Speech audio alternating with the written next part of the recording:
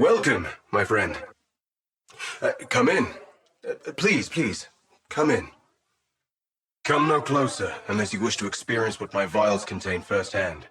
I am Tane, a freedman, and I plan to stay that way. Trust is not given freely, Exile.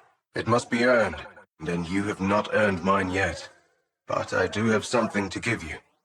An opportunity. The task I have given you is dangerous. To face the cruelty that dwells in the living distilled and manifested is not a task I would wish upon anyone. Yet it is what I've asked of you. So you may be asking yourself, for what purpose do I seek to isolate this darkness? I once thought it was a symptom of the corruption that pervades Rayclass, but now I believe it to be something more primeval and universal. An element of our very beings hitherto unknown.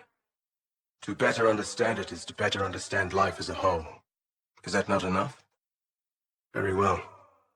There is more to the story, but it may take some time. In Oriath, I served a man named Tane Octavius, a wealthy alchemist of high status. I call him my master, for I was both his apprentice and his slave. Lucan's work required handling extremely dangerous, often very hot materials. Not the sort of thing becoming of a man of stature. So it came to be that a slave like myself learned the nuances of the alchemical arts firsthand.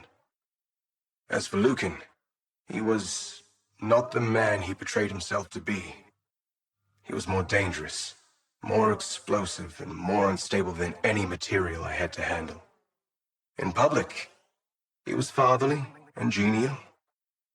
In his home, he was violent and lustful. I do not regret what happened to him. Only the part I played. How many innocent men and women can you think of who were exiled? We are here because we are violent, because we broke the laws of the land. I killed my master. I do not regret that he is dead, only that it was by my hand. My master was a sick man with dark proclivities.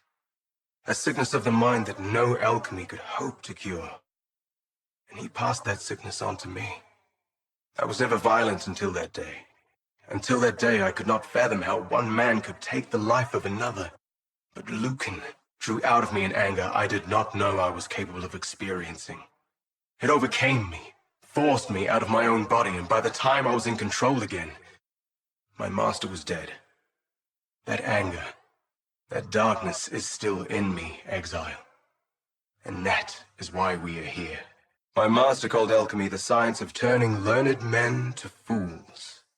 Every halfwit with an alembic would try to turn lead to gold or formulate an elixir of eternal youth, and Master Lucan was no different.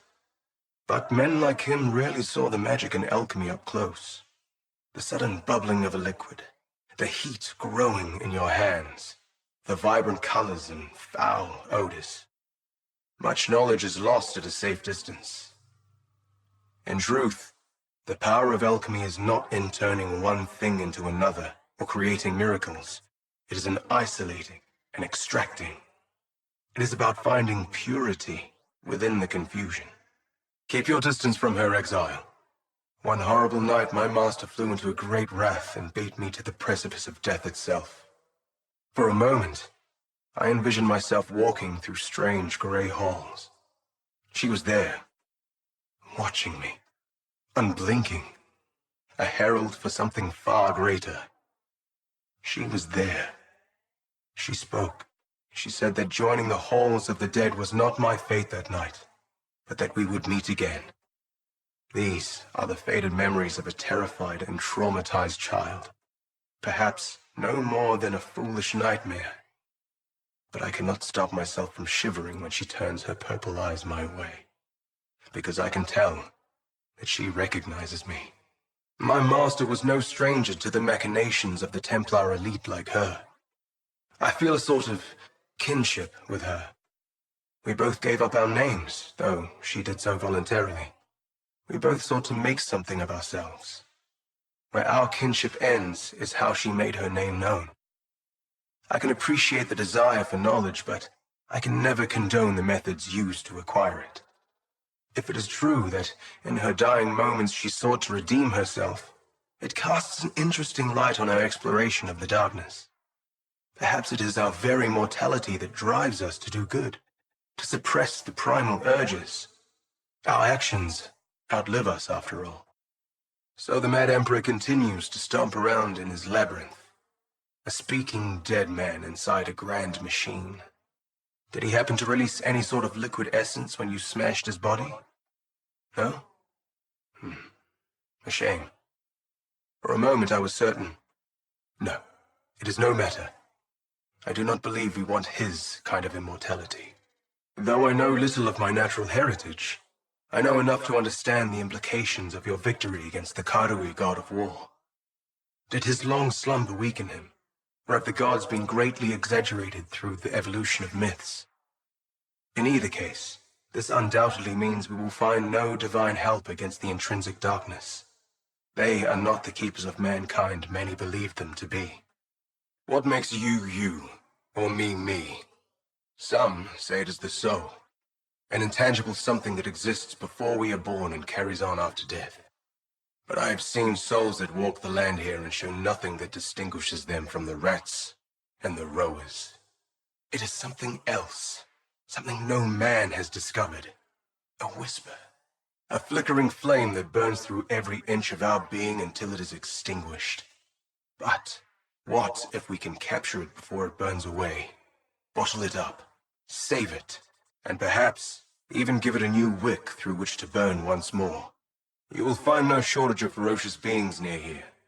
Kill them, cut from their flesh a sample and bring the samples to me. We will discover the essence of being. These samples you've salvaged, though gruesome, hide within them countless secrets. Flesh and blood and bone and sinew, all but a veil, a mask that hides what truly drives us. I speak of the intrinsic darkness, the base desires and instincts that we all fight yet rarely defeat. This darkness hides within us, waiting for a moment of weakness, a moment when it can take control. A cruel and invisible slave driver. But we can coax it out. My master called it sinner's water, a concoction he spent much of his life perfecting. He would give it to his children and scribble notes as they beat me. In truth, I do not believe his concoction worked any more than his elixir of immortality, but that did not soften their blows. His formula was wrong, but his idea was sound. My formula works, as you will see. Please, drop the samples in the jar and ready your weapons. You are about to witness the darkness that drives us. To conjure a creature of darkness, we use the flesh of the dead. We destroy that flesh and draw out the ill will that inhabits it, giving it form. My hope is that one day we may do the reverse. Destroy the darkness while leaving the flesh unharmed. To that end, I've acquired a rare ichor. There's no other like it in this world. The very essence of a human. For all intents and purposes, its soul. This individual was cruel beyond measure, or so I've heard, though not incapable of kindness. This ichor is robust enough that it might be injected into an entity of equally cruel temperament and may be given new life. Now, imagine if we could then destroy the darkness. Could this cruel soul be purified? Could it be brought back not only from the dead, but from the precipice of damnation? That is my true goal. Do you see now what we face, Oriathan? That was what slept within the creatures just near here. What darkness sleeps within me, or within you? And if we can draw out that darkness, might we then be able to draw out that which makes us, us? Think on this, for when we next meet, we shall begin to seek the answer. Your victory was a great relief. I must admit I had my moments of doubt. Unfortunately, the pathetic pool of fluid on the ground, all that remains is the sample I added, and it appears unaffected. I will get it cleaned up and we can try again with different samples. Welcome, Exile. This manor and the contents within it once belonged to Master Lucan. It was here, in this laboratory, that he met his fate, and I met mine.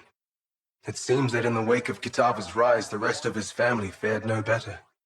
Forgive me if I do not grieve for the family's fate.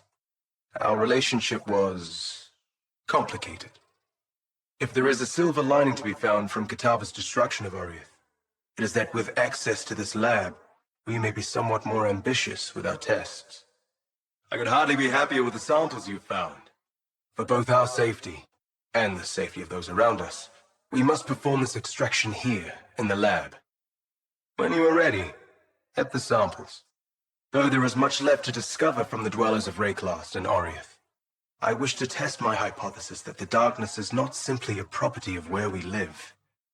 I've heard rumor that there may be a way to experience, other places. I'm no expert in such matters, but if you plan on such a journey, I would ask that you continue to seek out suitable samples. And if you find some which possess the darkness in great quantities, well, all the better. Without this lab, I'd be wary about releasing such entities into the wild. Here, they can be contained, if not controlled. In alchemy, some changes are almost instantaneous, while others require patience. It probably comes as no surprise that a profession that pursues such fantastical goals as alchemy does not attract the most patient of people. Thus, the discovery of the catalyst, an additive which accelerates the transformation without influencing it. You might find such an additive useful for seeking out, for example, specific latent properties in certain materials. The sort of thing that could normally take many years.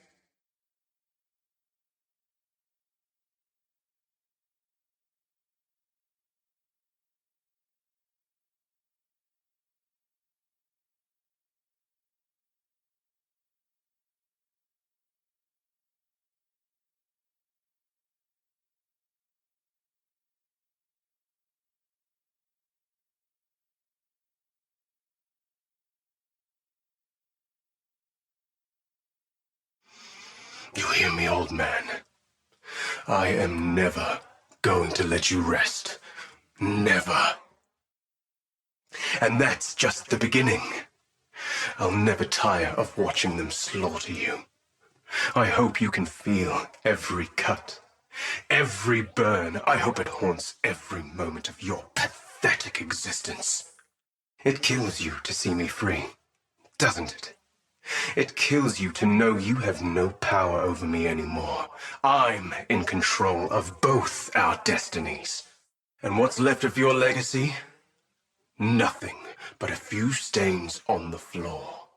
All your work was for nothing, and I couldn't be happier about it.